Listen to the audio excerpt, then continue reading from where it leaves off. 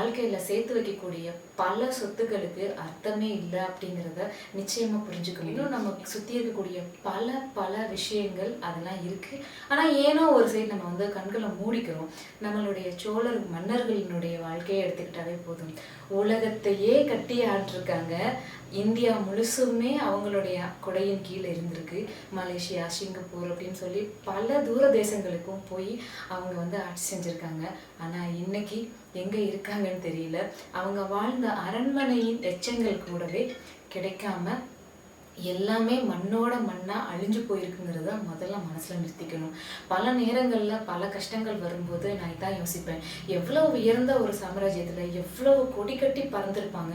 அவங்களுடைய வாழ்க்கையே ஒரு செகண்ட்ல எல்லாமே இல்லாம போயிடுச்சு. இன்னைக்கு உட்காந்து பார்த்தோம்னா எதுவுமே இல்லை. அதெல்லாம் யோசிக்கும் போது நாமளே ஒண்ணு புரிஞ்சுக்கலாம். இந்த நிமிஷம் நிரந்தரம் இல்லை. ஆனா இருக்கிற வரைக்கும் நாமளும் சந்தோஷமா இருக்கணும். நம்ம சுத்தி இருக்கவங்களே சந்தோஷமா இருக்கணும். நாம சந்தோஷமா இருக்கிறதுக்கு முறையான உணவு பழக்கங்களும் ஒரு சரியான வாழ்வியல் முறையும் தேர்ந்தெடுத்தோம்னா நிச்சயமா ஒரு நல்ல வாழ்க்கையா நம்மளோடது அமையும் அப்படிங்கிறத மட்டும் மனசுல வச்சுக்கலாம்.